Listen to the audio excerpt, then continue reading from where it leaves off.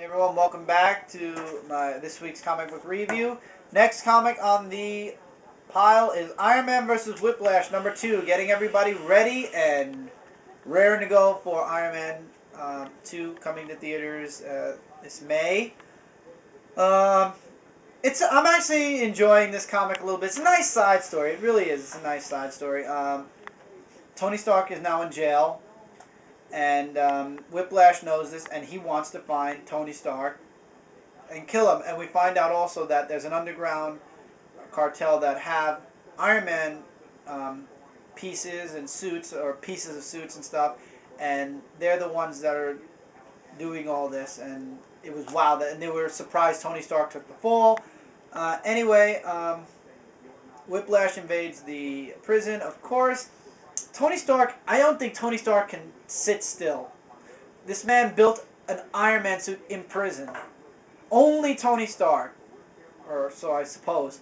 So the last page, the last few panels of this comic, Tony Stark puts on his Iron Man suit that he made from the jail cell, and he's about to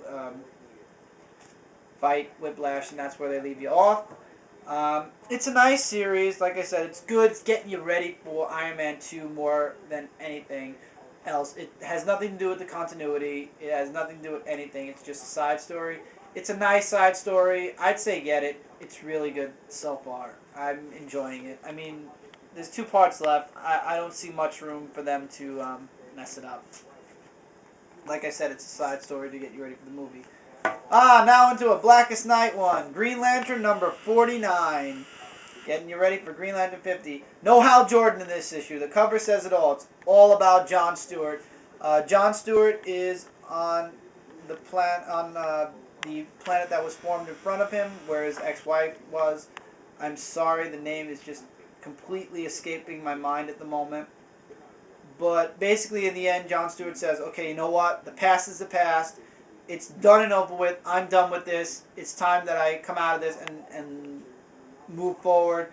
He basically beats the crap out of a bunch of Black Lanterns, flies off the Earth thinking he's closer to Oa, when in fact that planet is closer to Earth. So in the end, you see John Stewart going, this is John Stewart, everybody on Earth, we got trouble. Anybody on Earth that can hear me, we have a problem. And then also you get to see stuff from Blackest Night that happened in Blackest Night, I think it was Blackest Night 5. I'm not sure. But anyway, it's the part where Ray and Aquaman's ex-wife were pulled into the Black Lantern ring, and you see the events of the previous, of Blackest Night 5 unfolding in the comic. And it basically leads into Blackest Night 6, so I'm guessing the comic to follow this is going to be Blackest Night 6. They're conjoined at the very end. They're conjoined. And basically Dead Man's there, so the Black Lantern that has Ray says, you have no chance, and then Dead Man says, I guess I'm that one crazy ass guy that's going to be able to, that's going to save them. So Dead Man's going to come to the rescue. The next Green Lantern title is Black Lantern Spectre.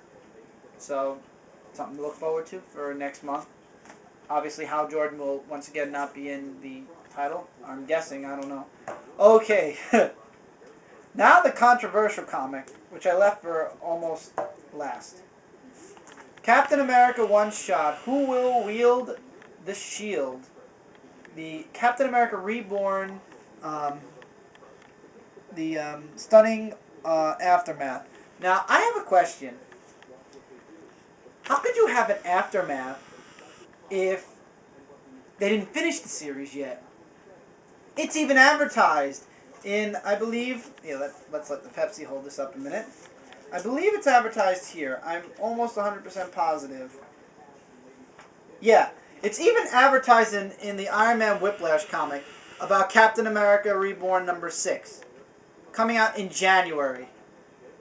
Okay? They actually advertise it. So, how can you have an aftermath if you didn't even finish the series that should have been done a while ago? Predictable. Completely predictable. Captain America doesn't want to be Captain America for a while. Bucky keeps the shield.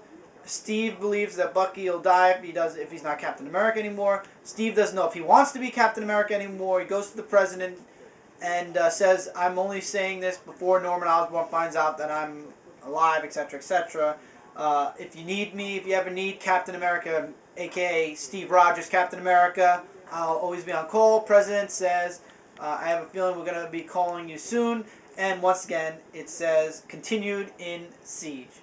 So if Steve Rogers is going to become Captain America in Siege again, there was no point to this. There was no point for him to leave Bucky as Captain America. Because Bucky's obviously not going to be Captain... He's going to be Captain America, but so is Captain America. There's going to be two Captain Americas in Siege, thus far as I'm seeing.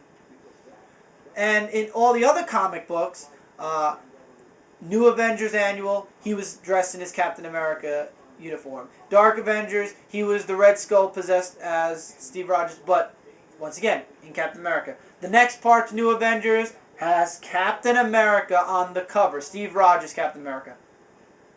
Why did you even take the suit away from him for one issue?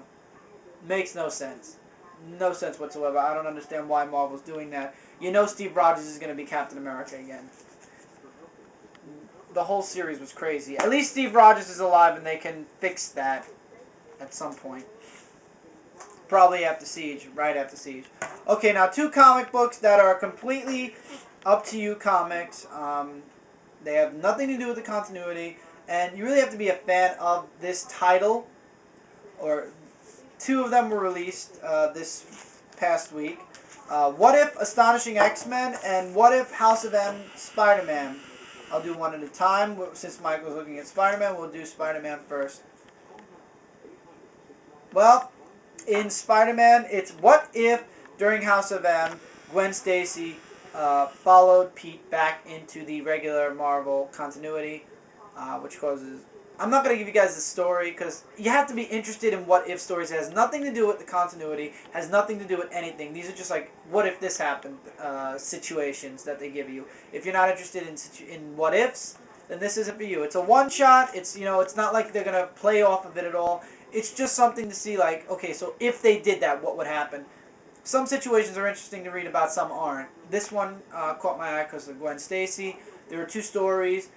They were good, both of them involving Gwen Stacy and Pete, and a few little sketches at the end. It was good. This one was pretty good. I enjoyed reading Spider-Man. I liked it. Next is What If Astonishing X-Men. Now, I didn't read House of M at all, so I didn't know anything about the Spider-Man, and once again with Astonishing X-Men, I now have the trade paperbacks, volume 1 through 4, but I haven't really read them all yet in depth. So this was what if Jean Grey came back instead of Colossus.